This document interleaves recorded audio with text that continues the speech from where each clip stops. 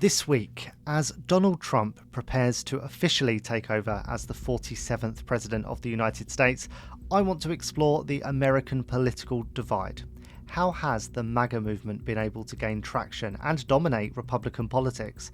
What are the mechanisms driving the two-party system? And ultimately, why is American politics so divided?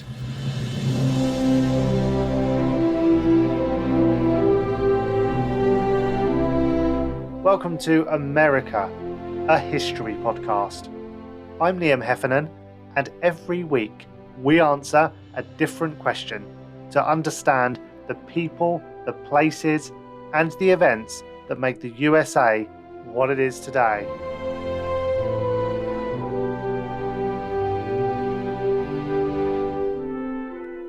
To discuss this, I am joined by a postdoctoral researcher for digital democracy at European University Viadrina.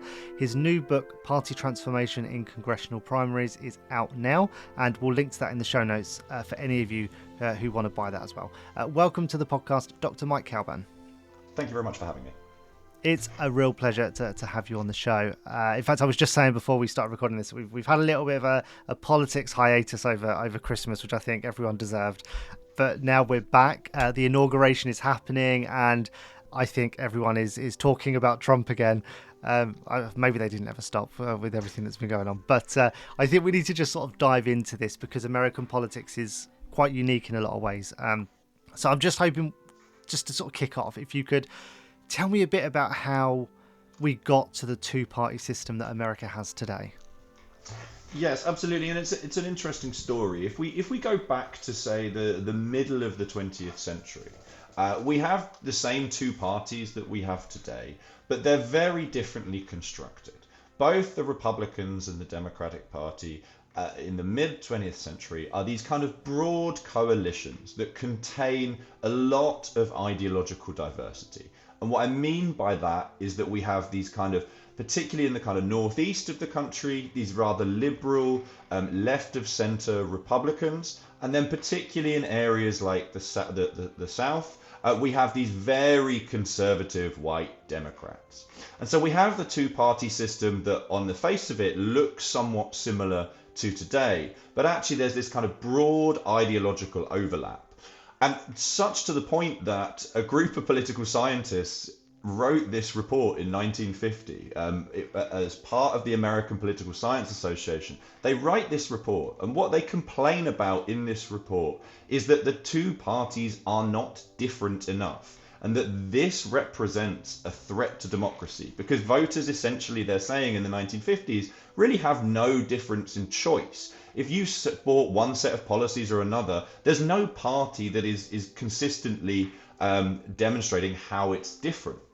And so the report really is a case of be careful what you wish for, because it's really obviously all of the things you read this report today and you think, God, they really got a lot of the things that they wanted and then some.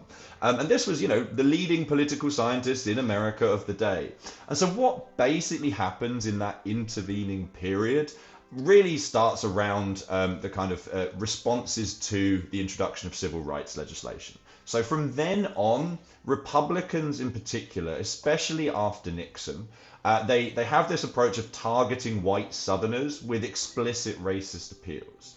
And this really starts the process of Republican radicalization towards the right, which has been the key driver of partisan polarization from the 1970s right up until today. And of course, we have a number of kind of important checkpoints along that route. So of course, Reagan's economic agenda, we can think about in the 1990s, Newt Gingrich's social contract with America, then moving into the 21st century, the emergence of the Tea Party movement in 2009. And then of course, we can't escape the elephant in the room, Donald Trump himself. In contrast, the Democratic Party has not radicalized in the same way. Conservatives, especially Southern conservatives, do sort themselves out of the party and usually become Republicans.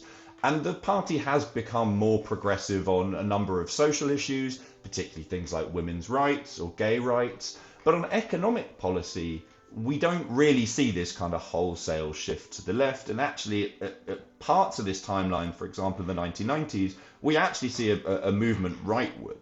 And so when we talk about kind of what's changed in the party system, we sometimes use these terms like polarization, which kind of implies that both parties have done something. And I think it's really important when we're trying to look at these things to identify that this has been a very asymmetric process. And if we're going to understand it, we need to really understand what's underpinning these asymmetries and what's happened there.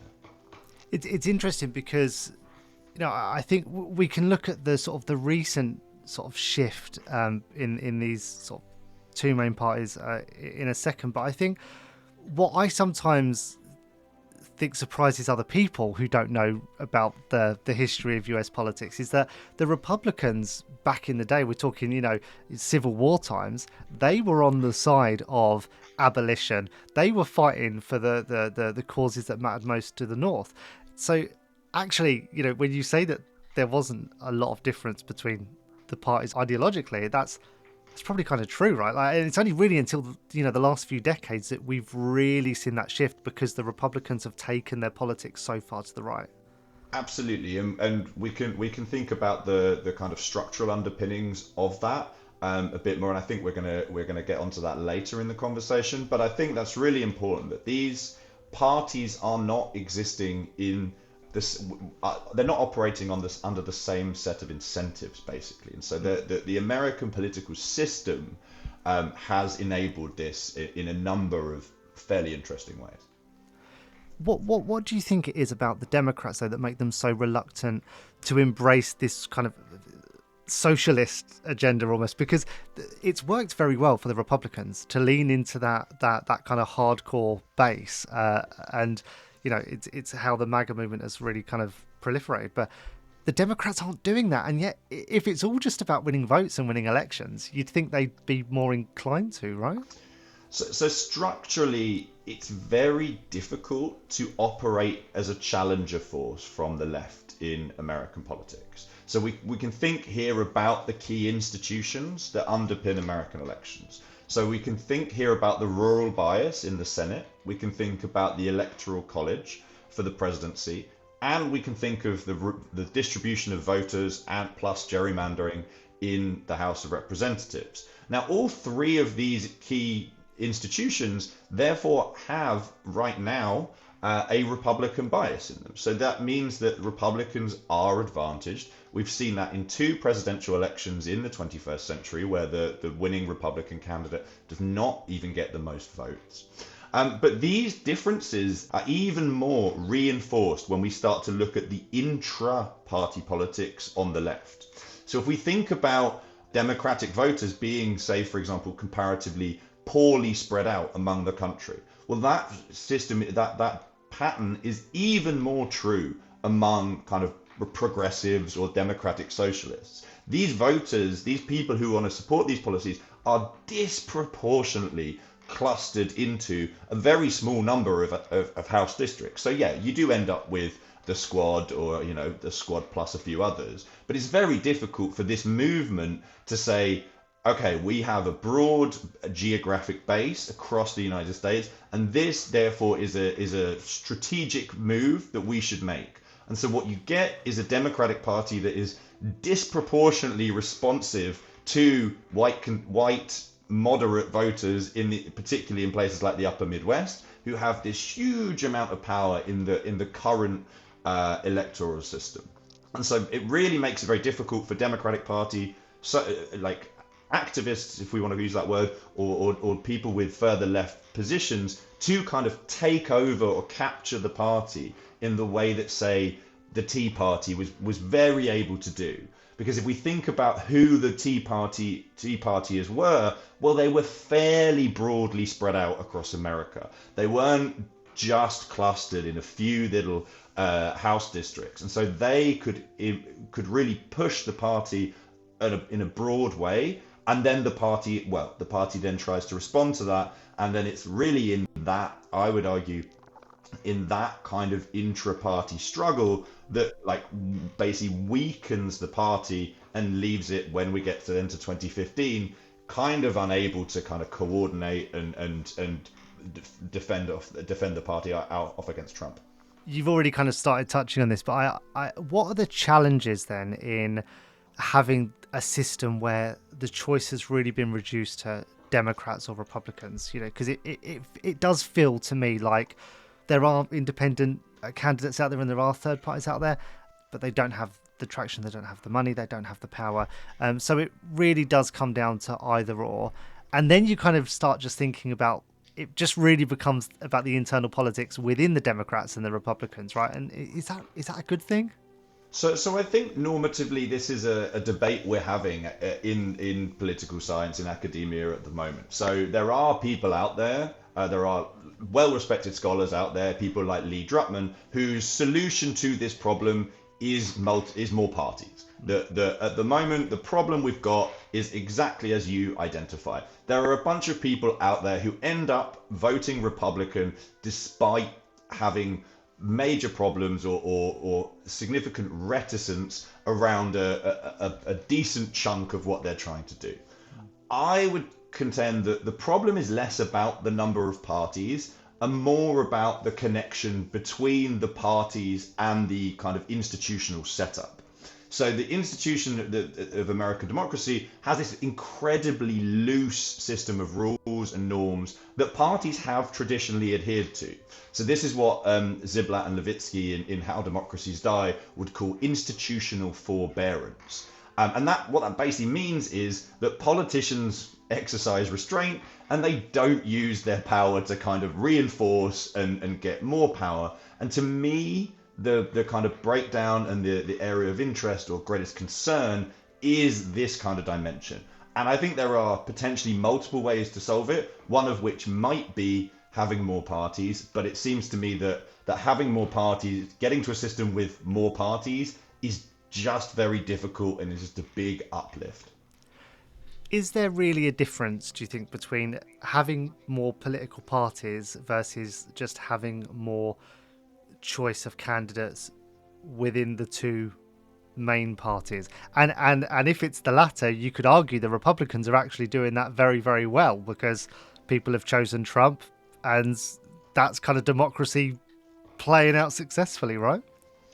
Yeah, so I think we've got here then kind of this argument around how do we move forward from here. And so what we see in a commonality around, not just in the United States, but also in other kind of consolidated Western democracies, is this level and this commonality around distrust of the system. And this kind of distrust of the system that leads to an inability for politics or the institutions of politics to provide meaningful solutions to the pressing political questions of the day. So whether you think that the main issues in politics are things like climate change and inequality, like say those on the left do, or if you think it's about immigration and white identity, as I would contend that the kind of the central pillars of the MAGA movement and the right in American politics are now, you can make a coherent argument to say that the established political order is not addressing those challenges in a way that is satisfactory to you.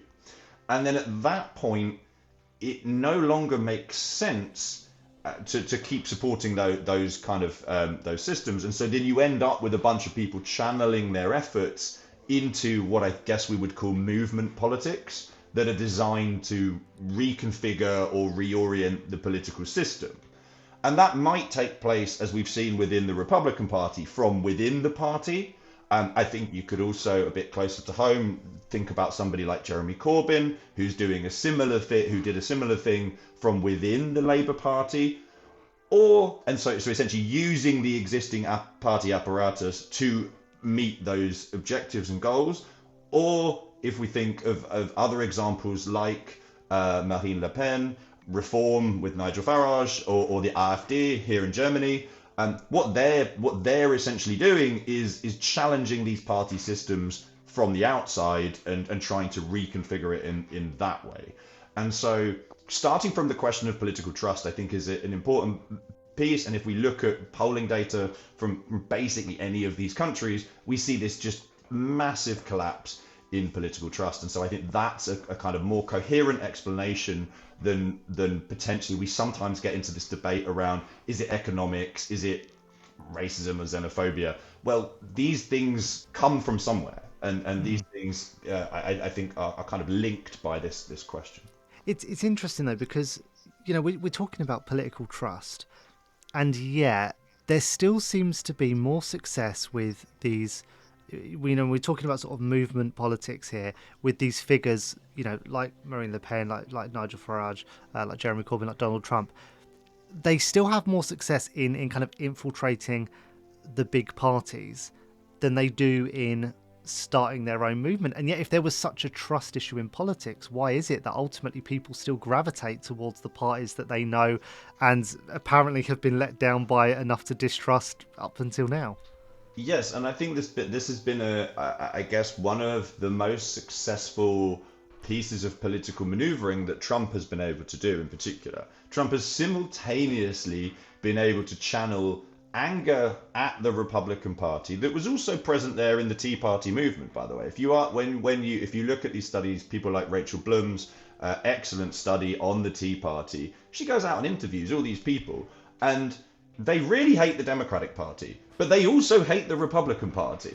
And so Donald Trump's ability to build on that kind of Tea Party mentality of saying, yeah, the swamp, when he talks about the swamp, he doesn't just mean the Democrats, but he's also simultaneously able to continue these collaborations where he needs them, with Mitch McConnell, with all of these kind of established figures within the Republican Party, and basically have it both ways. And that's been from his perspective, one of the key points of success. And if we had a Republican Party that was kind of a coherent, well-structured party in 2015, 2016, then I think we would have seen much more institutional, organizational pushback against Trumpism. So, for example, the fact that there are so many different candidates for president in 2016, and the party never really. We have this kind of seminal study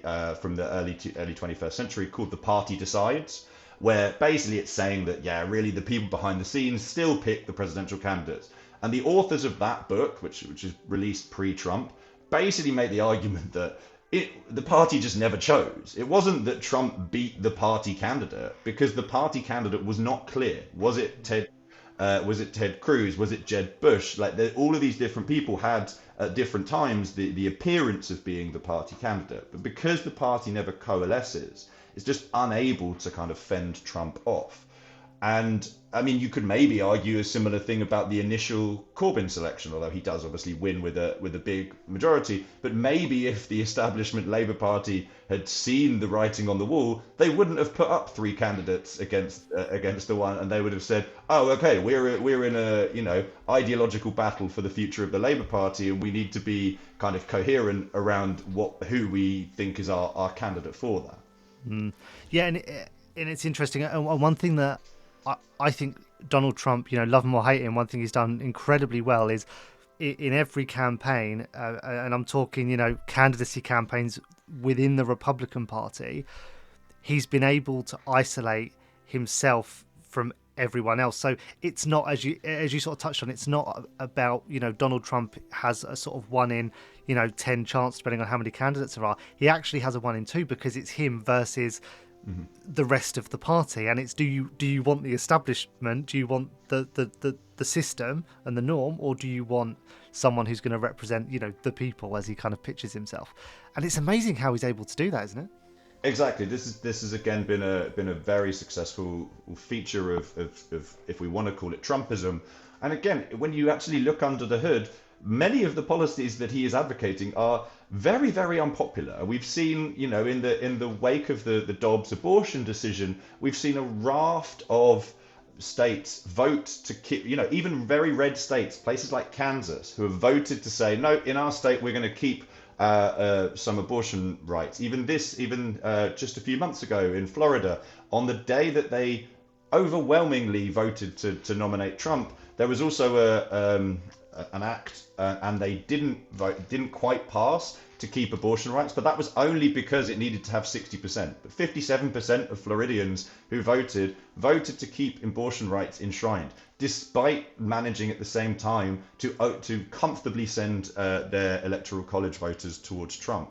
So his ability not only to disconnect from the establishment Republican Party, but also from unpopular political positions, does not seem to affect him in the same way. And again, whether this is, and it does appear to be something specific to Trump.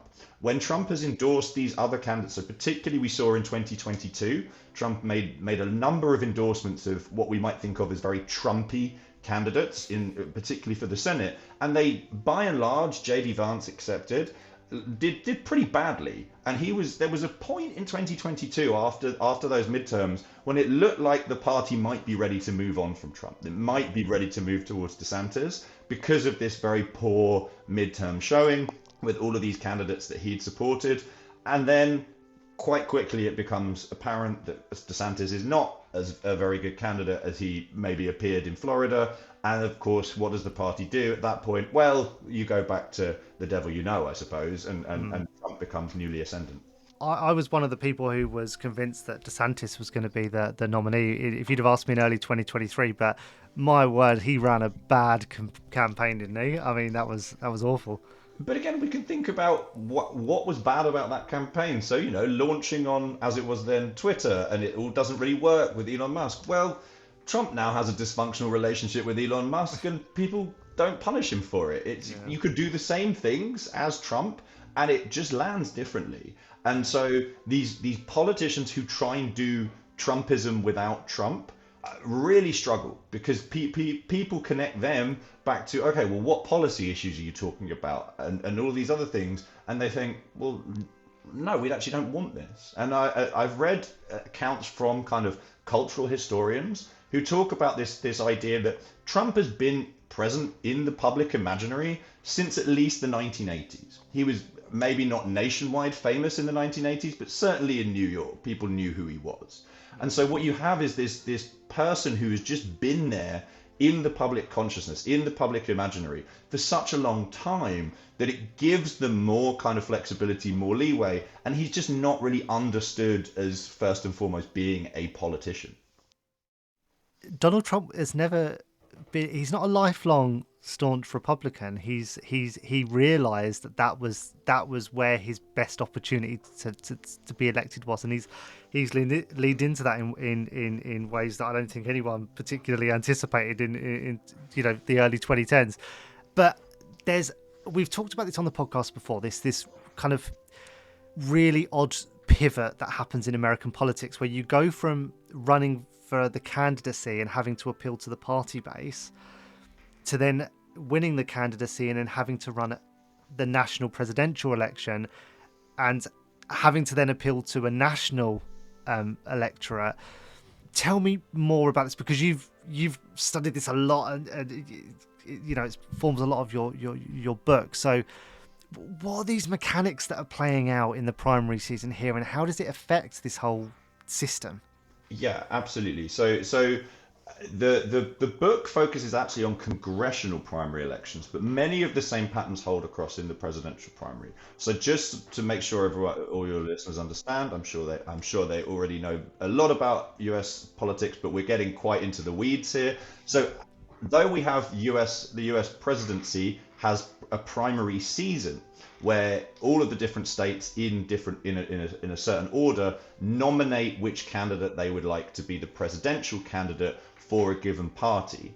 We also have a somewhat similar process happening in Congress. So if, say, we both wanted to be, I don't know, the Democratic candidate for New York's 1st district, in the United Kingdom or in most European systems, the party just sorts this out and makes a decision that says, yeah, you've been in the party longer, we don't know who you are, we pick you. Whereas in the United States, this is an entirely separate election. And it's these elections that my book focuses on. And I'm basically making two central claims in the book. And so the first of those claims is that these elections, so congressional primaries, have fundamentally changed in the 21st century. So I call this primary transformation. And then the second claim is that these changes matter in terms of affecting the parties. So I call this party transformation. So on this first point, what I do is I basically build a data set of all of these elections between 2006 and 2020. And I show in that just descriptively that at the start of this period, most primaries that are taking place are pretty low interest affairs. They're kind of low salience. They're normally about things like, oh, I've got kind of a bigger name in the district, or people are lending their support to people within these, often on a very personal basis of like, oh yeah, I literally know this person. He's been in the party for 20 years or whatever. And over time, these contests come to be dominated by intra-party differences. And so I construct these two categories around primaries that I call factional and ideological primaries. So factional primaries are where the different candidates are getting support from different parts of the party. So most obviously in kind of recent years, people like Justice Democrats or Our Revolution supporting you kind of from the left in the Democratic primaries.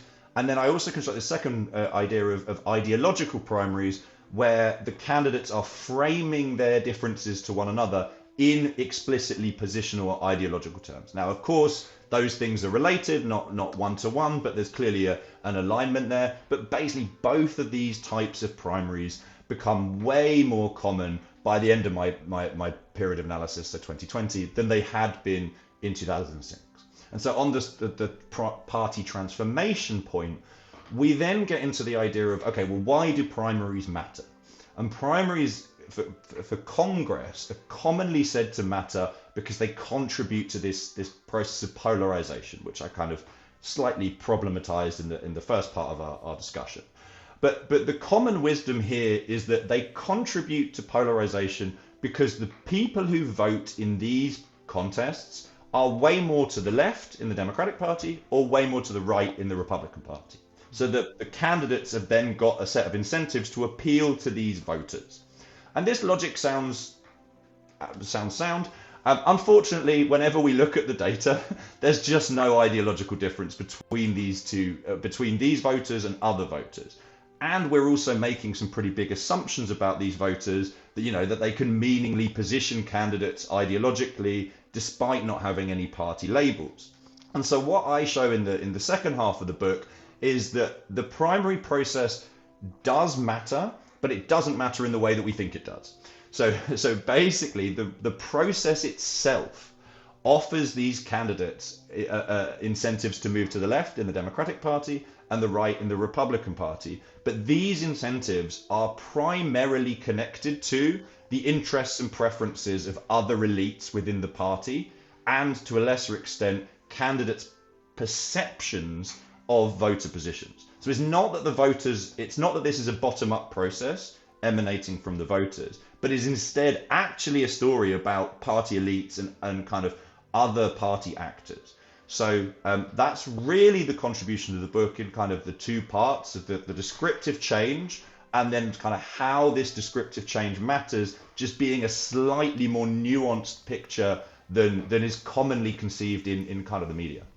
It feels like from everything you've just explained that the primary system and this whole system that sits underneath the top level elections is just a really acutely designed process that can be managed very tightly by the main parties to understand what their electorate want, who they want, and how they can appeal to them. And to me, that seems like it's become so sophisticated and so complex and so expensive that actually America's kind of locked into this two-party system for life now. Like, how is it even possible for another party to kind of infiltrate that? No, I completely agree that this is a key feature that keeps the two-party system going. Because if you want to change the party, you just do it from within. It doesn't make sense to try and construct your own apparatus. But the point you make about money here is really crucial. And so I made the point when we were speaking a minute ago that the voters in these primary elections do very poorly in terms of distinguishing between two same party candidates. You don't have party labels on these primary ballots. You've really got to do your research if you want to know the policy positions. However, the groups that are contributing money within the party, they know the difference between these candidates because it's in their interests to work out who is more aligned with their positions. And so these groups will then give money to the candidates that are most supportive of their positions. And so what you end up getting is, and we know that money matters in American politics in all ways. And so what you end up getting is what I call non-ideological benefits of being highly ideological. So it's not that the voter sees your name on the ballot and says, oh, okay, yeah, this person is way to the left or way to the right. It's that they go into to vote and they say, oh yeah, I've seen 1 million road signs or yard signs with this person's name on it. They must be a good candidate. They must be doing a good job. And so the process through which it can matter is just a bit more obfuscated than we've kind of traditionally thought, is my contention. Yeah, and I also wonder how this sort of tug of war plays out between the kind of closed door conversations that happens between candidates and their donors versus, you know, this sort of riding the wave of public perception as well, because we saw it play out with DeSantis actually. As soon as he lost the public, he lost the money. But you also need money to win people over, and with the right investment and the right campaign, you win that public trust and votes. It's a really kind of odd and careful balancing act, isn't it? Yeah, and we can also think about this in terms of, you know, how the political elites perceive things as well. So if you're a member of Congress and you have things to worry about, well, we know that both states and the districts themselves are getting kind of ever safer in general elections. A smaller and smaller number of these seats flip parties in the general election. And so if your incentives are moving away, if you basically know you're going to win your general election anyway, then what do you have to worry about? Well, what you have to worry about is an intra-party challenge. And now very, very few incumbents actually lose primary elections, but a few do. A few of them do. And the perception among members of Congress is that this is a big risk. This is something that they need to take very seriously. Even if the likelihood of them actually losing through this process is very small, they see 2 to 4 of their colleagues kicked out of Congress each 2-year cycle because they lose in this way, and they think, well, I don't want that to be me next time, and so they adapt their behavior. And so then in this way we do end up with ever-growing polarization. And so this idea that members, the political elites themselves, perceive this as a threat and as a problem, therefore alters their behavior. And so I show in the book that basically over time, if you receive a certain type of primary challenger, you basically move away from the center. If you get these factional challenges, you change your behavior than what it was the previous Congress.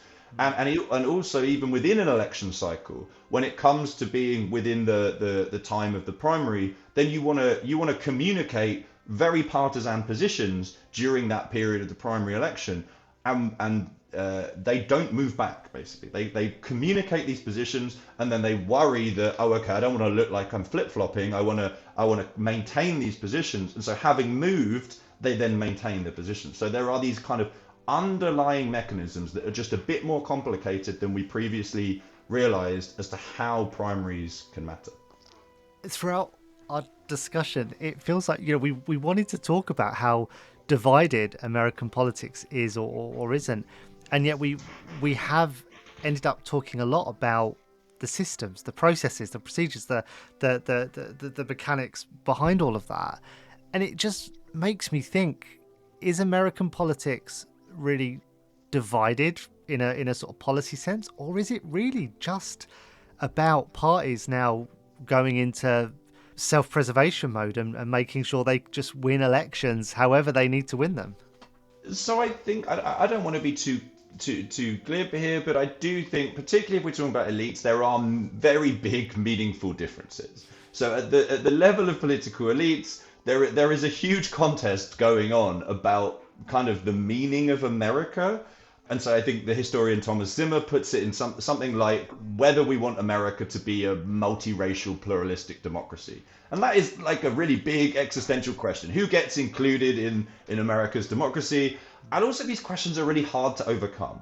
It's not like we're having a conversation about, I don't know, the marginal tax rate or something like that, where we can find a compromise position. We can somewhat satisfy both sides. Like there isn't a satisfying answer to both sides to these big existential questions. So at the elite level, America is deeply and meaningfully divided.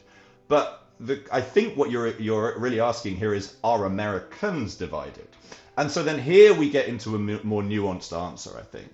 And the first point I always like to talk about, and I always tell my students this, is that most Americans do not spend much time thinking about politics.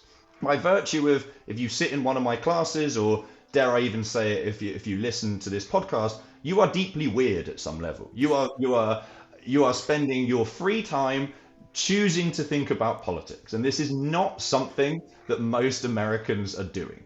So I always like to give the example of, like, if you can think of something that you literally never spend any time thinking about. So the example I give to my students is, I never think about salsa dancing. Salsa dancing does not enter my world. I never think about it. And that's about how about 1/3 of Americans think about politics. It never enters their realm. It never comes up. They do not think about it. And so then I ask them to imagine something you very occasionally or rarely observe or think about it. And so for me, might be something like marathon running.